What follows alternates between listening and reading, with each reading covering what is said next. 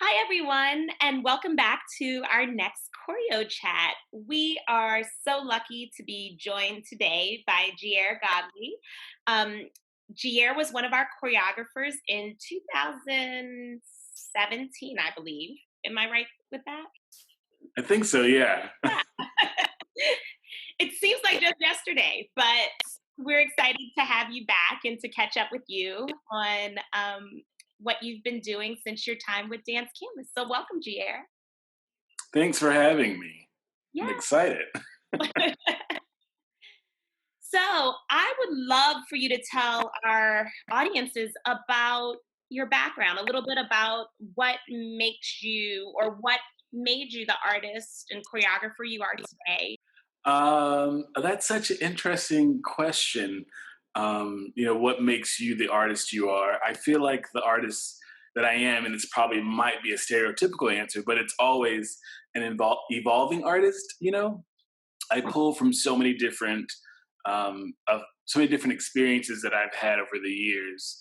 I started dancing in Little Rock, Arkansas, under the direction of C. Michael Titwell, who was a choreographer and teacher for the local high school, but also had his own dance studio. And so I started dancing, I think, junior year of high school, like in second semester, something like that, and then end up going over to the studio with friends.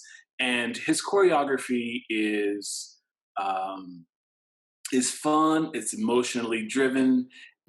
It spoke to the soul of the performer and the audience.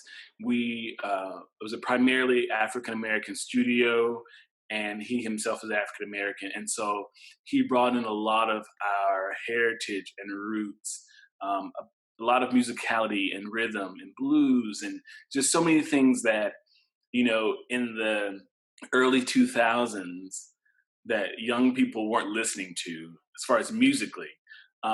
And so we really thought about that. And he talked a lot about connecting to the music and connecting to the audience.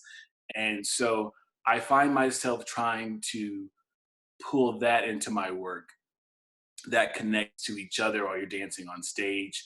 I've also done some training at the Ailey School, was first really introduced into sort of like release technique and those kind of ideas or concepts. And I really began to explore how can I merge what I've learned from Mr. Tidwell in Arkansas, from my musical theater stuff at Millikan University, um, and the Horton and Graham ballet things that I've really learned at the Ailey School. How can I merge all of those into one voice that's really authentic to myself? And I think that's what I try to do.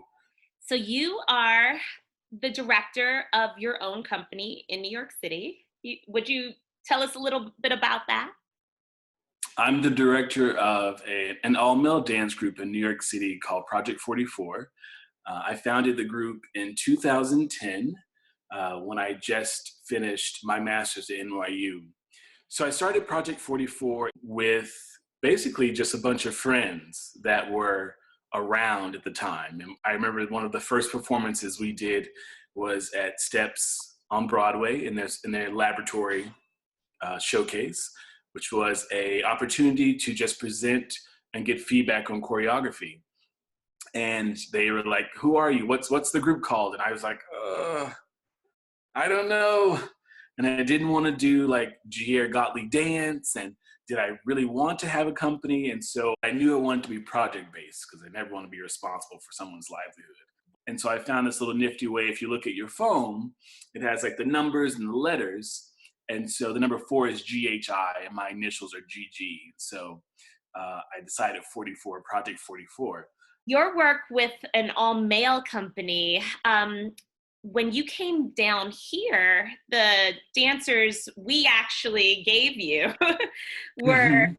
a cast of 5 female dancers. So I was curious, were there any differences working with an all female cast as they grappled with your work and you being a new choreographer for them? What were some of the um, challenges or differences, or what was the process like?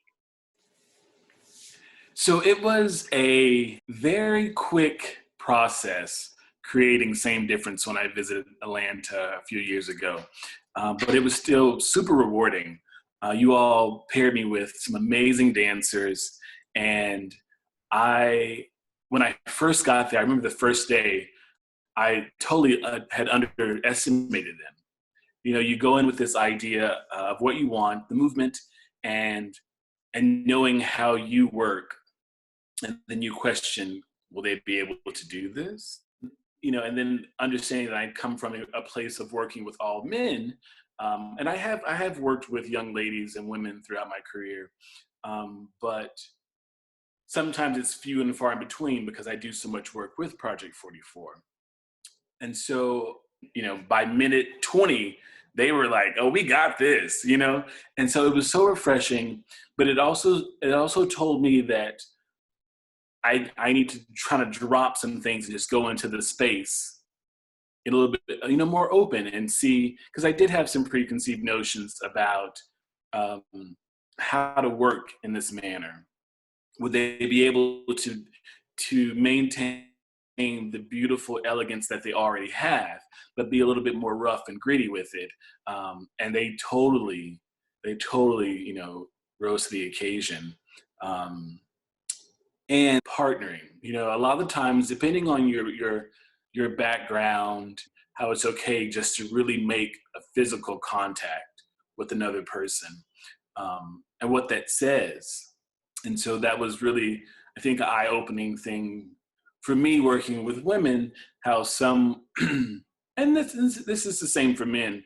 You know, some people are just more open or experienced with partnering or being touched and touching each other and manipulating and things like that. Because I think that there's something really beautiful in touch, and that's really important. And I think that's a through line through a lot of my work. So, since your time in Atlanta with us and setting and creating Same Difference, has there been any other time you've kind of revisited this piece or started to work on it again? So since presenting in Dance Canvas, you all provided us, on all the artists, with amazing archival footage of our works. And I always look back at the piece and try to think of ways of how I can revisit that, either with Project 44 or another way. And fortunate enough, I was awarded, excuse me, a CUNY Dance Initiative grant. I was selected by Queensborough Community College to do a residency and present a work in our own show.